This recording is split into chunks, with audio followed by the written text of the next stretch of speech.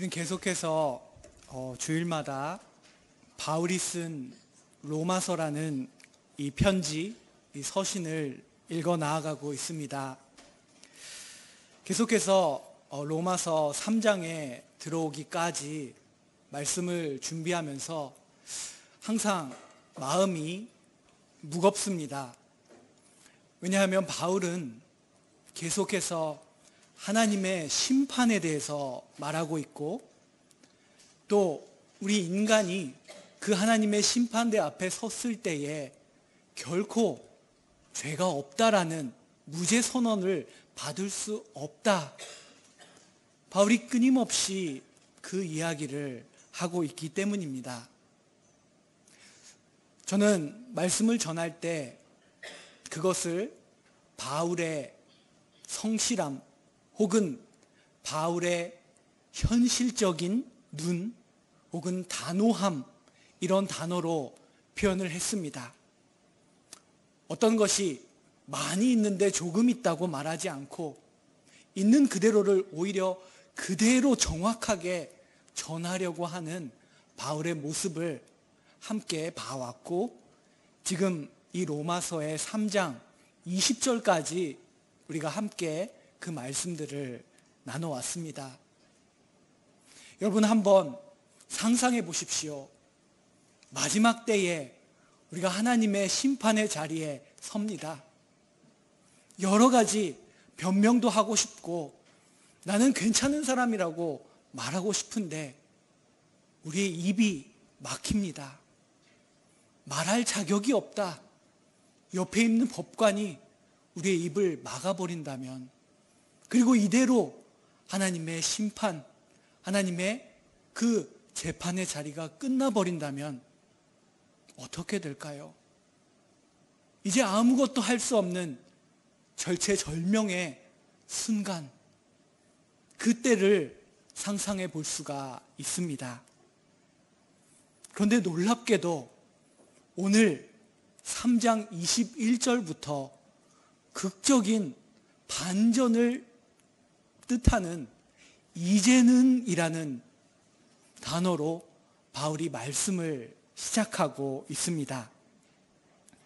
일본어 성경을 보면 도코로가 이마야, 그러나 이제는 더 드라마틱하게 이 전환을 말하고 있는 것을 알 수가 있습니다.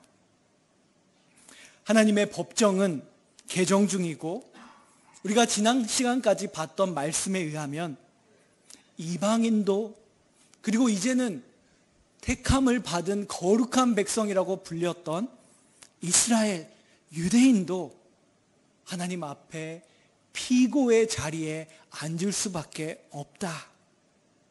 그리고 그들의 입은 막혔다라는 말씀을 받습니다.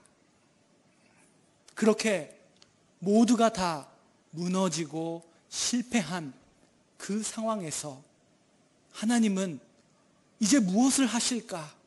이제 모든 것이 끝났다고 심판을 선언하시는 것으로 이 법정은 닫히는 것일까? 바울과 동시대를 살았던 유대인 저자들은 이 하나님의 입장에서의 고민, 하나님이 어떤 딜레마에 빠지셨을까? 그것에 대한 저작을 남겨놓았습니다. 그 많은 내용들을 간단하게 말하면 이런 내용입니다. 애초에 이 세상을 만드신 분은 하나님이시다. 인간이 죄를 범하고 이 세상에 죄가 넘쳐나고, 그래서 하나님이 해결책으로 이스라엘을 부르셨지만 이스라엘도 그 사명을 실패하고 말았다. 물론 사람이 잘못했다고 할 수 있지만 애초에 세상을 만들고 사람을 만든 하나님이 실패한 것이 아니냐. 이러한 딜레마입니다. 하나님은 세상을 창조하시고 참 좋았다라고 말씀하셨습니다. 그렇지만 그 세상이 악에 빠지게 되었고, 그 해결책으로 아브라함을 부르셨습니다. 그런데 그 아브라함부터 이어진 이스라엘이라고 하는 백성이 자신들에게 주어진 언약, 자신들에게 주어진 말씀을 전하는 사명을 감당하지 못하고 실패하고 말았습니다. 그렇다면 하나님이 행하신 그 언약을 이제 너희가 실패했으니까 다 취소할 것인가? 없었던 일로 할 것인가? 아니면 아직도 그 언약에 계속해서 충실하여 무언가를 할 것인가? 이 딜레마가 있다라는 것입니다. 유대인의 고대 많은 작가들이 함께 고민했던 이 문제에 대해서 바울 또한 오늘 본문에서 말하고 있습니다. 오늘 본문 첫 절인 21절을 보면 이제는 이라고 전환을 말하면서 하나님의 한 의가 나타났으니 라고 말하고 있습니다. 이 문제는 하나님이 맺으신 언약에 대한 정의, 하나님이 그 언약을 어떻게 정의롭게 이루어 가실지 그 문제에 달려 있습니다. 그러므로 오늘 설교의 제목을 하나님의 언약적인 약속에 대한 정의라고 지었습니다. 바울은 사실 이 하나님의 약속에 대한 정의에 대해서 로마서 1장 17절에서 이미 한 번 언급한 적이 있습니다. 복음에는 하나님의 의가 나타나서, 바울은 1장 17절에서 오늘의 이 본문 21절을 미리 내다보면서 기대하면서 복음이 하나님의 정의를 드러낸다고 말한 바 있습니다. 여기서 지금 바울이 다루고 풀어가고자 말하고자 하는 문제는 단순하지가 않습니다. 어쩌면 로마서가 이렇게 길어진 이유는 이 문제의 복잡성 때문일지도 모르겠습니다. 그러나 우리는 이 복잡함이 귀찮다고 해서 외면해서는 안 되고, 실제로 바울은 그것을 성실하게 다루며 풀어가기를 원합니다.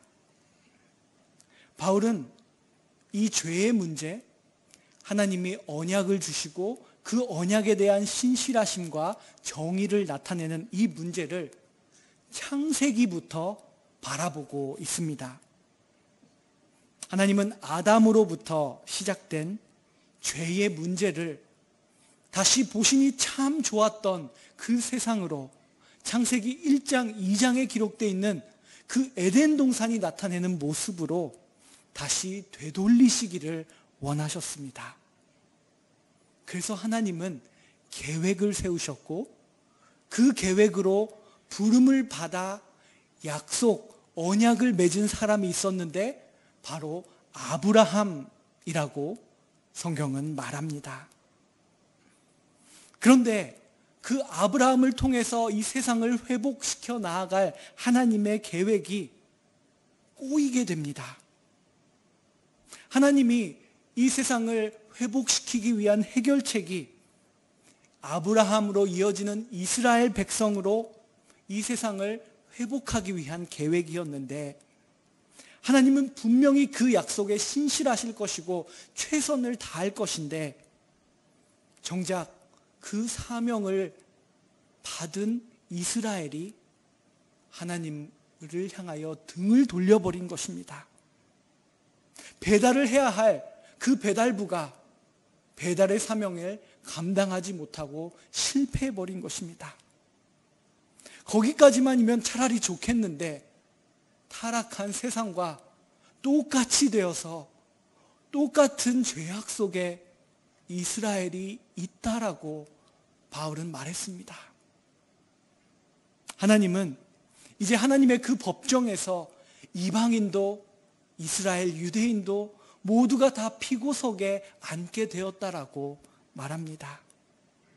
그런데 만약 하나님께서 이스라엘만, 유대인만 다시 언약의 백성이라는 그 지위로 회복을 시켜주신다면 그것은 하나님이 불공평한 것이고, 하나님은 이스라엘이라는 특정 민족만 편애한다라고 비판을 받아도 다른 말을 할 수가 없습니다. 즉, 이 문제의 복잡성은 하나님이 아브라함, 그 이후에 이어지는 이스라엘과 맺으신 약속, 그 약속이 있었기 때문에, 그리고 그 약속이 깨지고 실패되었기 때문에 꼬이고 복잡해졌다라는 것입니다. 하나님은 이 복잡해진 실패된 언약을 어떻게 정의롭게 풀어나가실 수 있을까요? 이어지는 22절에서 바울은 말합니다. 곧 예수 그리스도를 믿음으로 말미암아. 여기서 바울이 아끼고 아꼈던 그 이름이 나옵니다. 여러분, 3장 20절까지 바울은 예수 그리스도의 이름을 더 말하고 싶었을 것입니다. 그러나 그는 말하지 않았습니다. 결정적인 순간에 하나님의 창조와 이스라엘의 역사, 그 모든 것을 돌아보면서 결정적인 순간에 하나님께서 예수 그리스도로 무엇을 행하셨는지 말해야 하기 때문에 시간이 걸렸습니다. 오늘 22절에 그는 예수 그리스도, 나사렛 예수의 복음을 말합니다. 그리고 이 예수의 복음이 하나님이 어떻게 이 꼬인 문제를 해결하셨는지를 나타내고 있다라는 선언을 하고 있습니다. 메시아이신 예수, 그분의 신실하신 죽음을 통하여서 참되신 한 분, 그 예수 그리스도를 통하여서 하나님이 어떻게 언약에 신실하셨는지, 이로써 잘못에 빠진, 더 이상 누구도 구원할 수 없었던 그 길 잃은 사람들에게 어떻게 하나님이 해답을 제공하셨는지 바울은 말하는 것입니다. 바울은 오늘 본문을 시작하면서 이제는 이라고 말하면서 새로운 하나님의 그 해결책, 계시가 율법, 지금까지 바울이 계속 얘기해왔던 도라, 율법과는 별개로 이루어진다라는 말을 밝혔습니다. 이제는 율법 외에, 도라 외에라고 말한 바 있습니다. 바울이 이렇게 면밀하게 말하려고 하는 것은 하나님의 정의의 균형에 대해서 말하고자 함입니다. 도라, 율법과는 별개로 하나님께서 이 정의를 이루신다. 그러나 동시에 이미 율법과 선지자들을 통하여서 이것은 전해진 바 있는 것이다. 바울이 굳이 이렇게 말하는 이유는 그의 복음에 있어서 너무나 중요합니다. 왜냐하면 율법으로 계시됐다라고 말하는 순간 그 율법 아래에 있는 이스라엘, 유대인들에게만 이 하나님의 해결책이 적용된다라고 말할 수 있기 때문입니다. 그런데 하나님의 해결책은 이제 이스라엘 유대인들에게만 해당되는 방법으로 이루어지지 않았다라는 것입니다. 율법 외에 하나님의 한 정의로우심이 나타났으니, 그러나 그것은 성경에 율법과 선지자들을 통하여 이미 증거를 받은 것이었다. 바울은 이렇게 말합니다. 하나님이 이 하나님의 언약에 어떻게 진실하시고 성실하게 이루실 것인지, 실패하지 않으시는 하나님에 대해서 바울은 이야기하고 있습니다. 아브라함이 택함을 받았을 때, 아브라함이 하나님과 언약을 맺었을 때 그들이, 그 자손들이 이루어야 했을 그 약속에 대한 신실한 사명을 수행해야 하는 그 일에 실패하고 말았습니다. 그런데 하나님은 그 아브라함의 자손, 다윗의 자손으로 태어난 나사렛 예수 그리스도를 그 이스라엘을 대표하는 한 사람으로 삼으셨다라는 것입니다. 그리고 그 백성이 실패한 하나님에 대한 복종, 언약을 이루는 그 삶을 대표자로서 부름받은 예수 그리스도를 통하여 신실하게 이루는 삶으로 이끄셨다라고 말합니다. 하나님의 구원의 계획을 전하라라고 부름받았던 이스라엘은 그 중요한 사명을 자신의 특권으로 착각했습니다. 그리고 그 메시지를 전달하는 사명에 실패하고 말았습니다. 이제 바울은 예수님께서 그 언약을 이루시는 한 분으로 오셨다. 이스라엘을 대표하시는 메시아 예수를 바라보며 그분이 어떻게 그 일을 이루었는지 말하기 시작합니다. 한 이스라엘 사람 예수 그리스도의 신실하심에 대해서 바울은 말합니다. 22절 말씀을 다시 한번 보겠습니다. 곧 예수 그리스도를 믿음으로 말미암아. 여기서 바울은 무엇을 말하려고 하는 것일까요? 많은 성경들이 우리가 오늘 함께 읽은 개역개정 한국어 성경도 이 22절을 예수 그리스도를 믿음으로 말미암아라고 번역하고 있습니다. 그런데 사실 헬라어 원문을 보면은 이 부분은 훨씬 더 심플하게 기록되어 있습니다. 예수님의 믿음, 예수님의 신실하심을 말하고 있는 것입니다. 하나님께서 예수님을 통하여 아브라함과 맺으신 약속의 정의를 드러내시는데 그것은 예수님의 믿음, 예수님의 신실하심을 통하여 이루어진다, 나타난다라고 바울은 말하고 있다라는 것입니다. 3장 전체의 맥락과 흐름을 볼 때에 이것은 더욱 선명하게 드러납니다. 바울은 예수님이 어떤 특정의 믿음을 갖고 계셨다라는 것을 말하는 것이 아니라 하나님께서 이 세상을 창조하시고 회복하기 원하셨던 그 계획, 하나님의 언약에 대한 예수님의 신실한 믿음이 있었다라는 것을 말하고 있습니다. 그런데 그 믿음은 어떤 관념적인 실체가 없는 믿음이 아니었다라는 것을 우리는 기억해야 합니다. 바울은 다른 서신에서 이 믿음이, 이 신실하심이 어떤 것인지 더 풀어서 말하는데 그것은 죽기까지 복종하는 믿음, 곧 십자가에 죽기까지 신실했던 믿음이라고 말합니다. 예수님의 그 신실하심을 통하여서 실패한 이스라엘이 하지 못했던 일을 예수님이 대신 함으로써 하나님의 언약의 정의로움이 나타났다. 바울은 예수님의 십자가를 기억하면서 이 말씀을 전하고 있습니다. 그리고 그 죽기까지 신실하셨던 예수님의 복종의 결과를 이어지는 24절에서 매우 특별한 단어를 사용하면서 바울은 말합니다. 24절입니다. 그리스도 예수 안에 있는 속량으로 말미암아. 여기서 속량이라는 단어가 나왔습니다.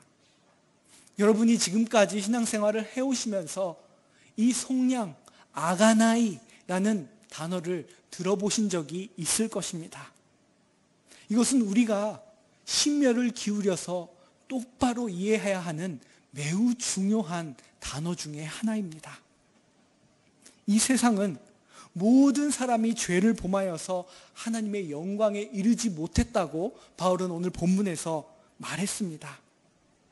그 바울이 말하는 상황을 전형적인 성경의 틀 안에서 말한다면 모든 사람이 마치 애굽에서 노역을 했던 이스라엘 백성들처럼 죄의 종살이를 하고 있었다라는 것입니다. 하나님은 과거에 모세를 통하여서 그 백성을 출애굽으로 이끌어 내셨습니다. 그런데 바울은 이제 그 일을 예수님 안에서 이스라엘, 유대인이라는 특정 민족을 향해서 뿐만 아니라 이제 온 세상을 향해서 하나님께서 그들을 속량할 것이다. 그들을 구속하실 것이다. 새로운 출애굽이 일어난다라는 이야기를 하고 있는 것입니다. 바울이 여기서 사용하는 속량이라는 단어는 노예 시장에서 노예를 값을 주고 다시 되사는 것을 의미합니다. 혹은 전당포에 맡겨뒀던 물건을 다시 돈을 주고 되돌려 받는 것을 바로 이 속량이라는 단어가 의미합니다. 바울이 여기서 이 속량이라는 표현을 사용하는 이유는 바울에게는 이 예수님의 십자가의 죽음이 실로 출애굽의 체험이었고 어쩔 수 없는 죄의 노예로 살아갔던 자신이 예수님의 피값으로 인하여 정말 자유롭게 되는 순간이었기 때문에 실제로 노예인 내가 자유의 몸이 되었다라는 의미에서 이 속량이라는 단어를 사용하고 있습니다.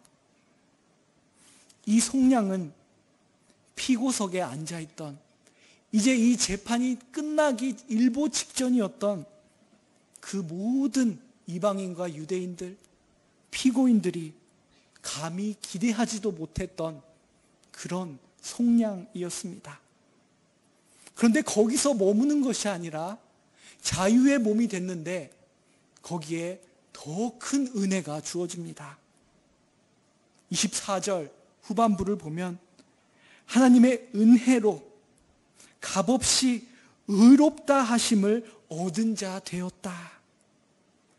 자유의 몸에서 그치는 것이 아니라 하나님의 언약 백성으로 다시 돌아가는, 그리고 이방인들은 하나님의 언약 백성이 아니었는데 이제는 하나님의 거룩한 백성이라고 그 지위를 받게 되었다라고 바울은 말하고 있습니다. 바울은 많은 단어들 중에 특별한 단어를 선택하고 사용함으로써 자신이 전하고자 하는 메시지를 더 정확하게 전합니다. 지금까지 바울은 우리가 살펴본 것처럼 법정에서 사용되는 용어들을 많이 사용했습니다. 그런데 이어지는 25절에서는 이스라엘의 제사에서 사용되는, 성전 안에서 사용되는 단어들을 끄집어내어 사용하기 시작합니다. 25절을 보시기 바랍니다. 바울이 말합니다.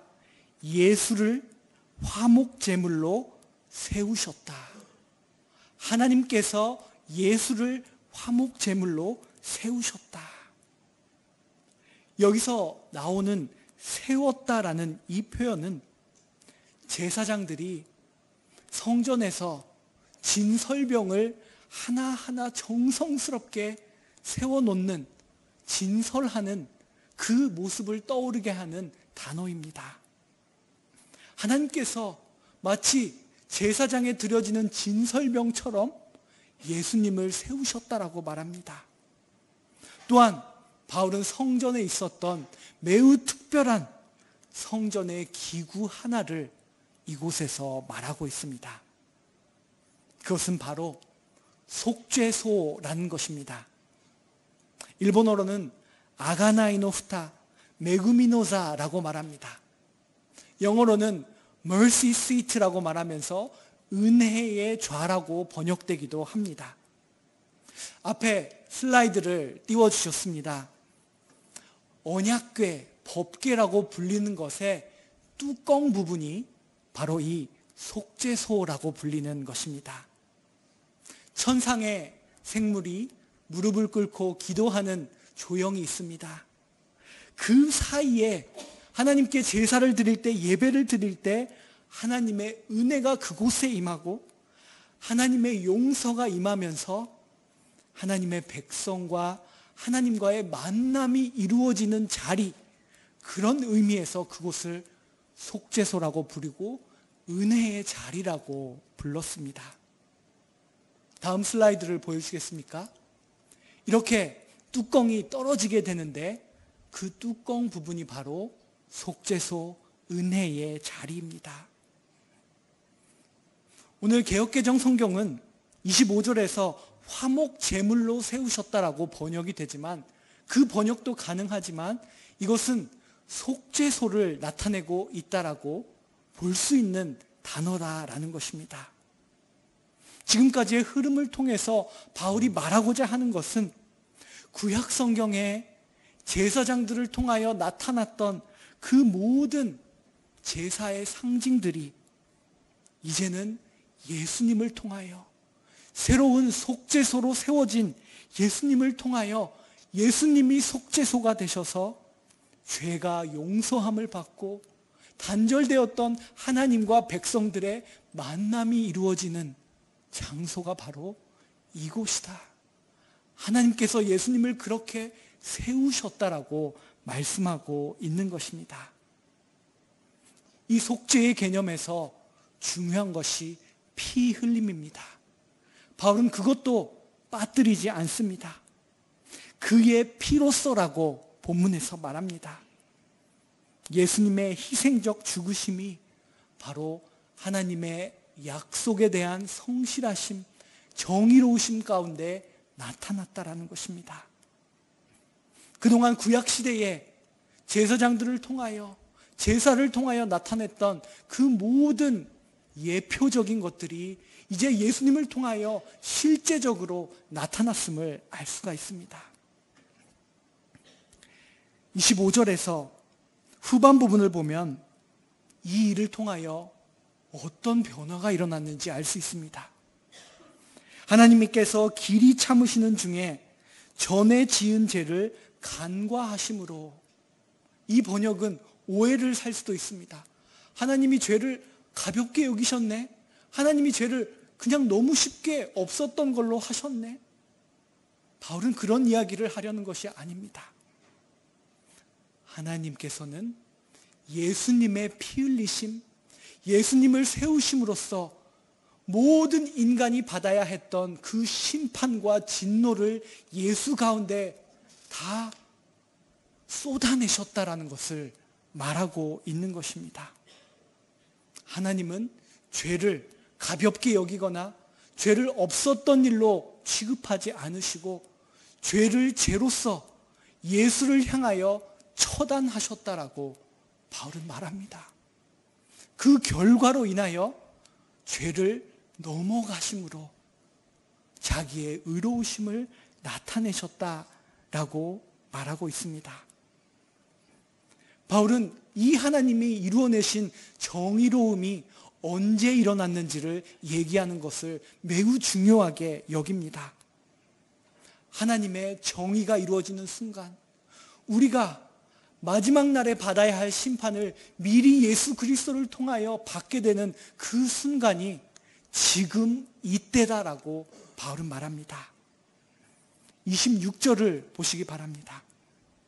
앞으로가 아니라, 과거에 일어나서 지나간 것이 아니라 바울은 곧 이때에 자기의 의로우심을 나타내사 하나님이 정의로우시며 또한 예수를 믿는 자도 의롭다 하심을 받게 하셨다라고 말하고 있습니다. 이것이 바울이 매우 심하게 엉켜있고 꼬여있는 문제를 하나님께서 어떻게 풀었는지를 말하는 예수 그리스도의 복음입니다. 바울 서신을 읽다 보면은 그 말씀이 이해되는 순간에 그 자리에서 그냥 무릎을 꿇고 하나님 감사합니다, 할렐루야라고 외치지 않을 수 없는 그런 구절을 맞이하게 됩니다. 저는 오늘 이 구절이 그런 구절이 아닐까 생각을 합니다. 우리가 너무나 잘 알고 있는 예수님의 복음이지만 바울이 어떻게 하나하나를 풀어서 설명하는지를 이해하고 다시 읊조으면서 하나님의 그 언약에 충실하신 정의로우신 예수 그리스도, 그 복음에 따라 살아가는 저와 여러분이 되시기를 간절히 소망합니다. 기도하겠습니다. 하나님 아버지, 하나님께서 보여주신 그 언약에 충실하신 정의로우심이 예수님을 통하여 나타나셨다는 이 복음의 소식을 듣게 하시니 참으로 감사합니다. 하나님, 이 복음을 마음속에 깊이 간직하고 좌로나 우로나 흔들리지 않고 이 복음과 함께 이 복음을 살아내는 우리 모두가 될 수 있도록 인도하여 주시옵소서. 예수 그리스도의 이름으로 기도드립니다. 아멘. 찬송가 549장 함께 부르시겠습니다.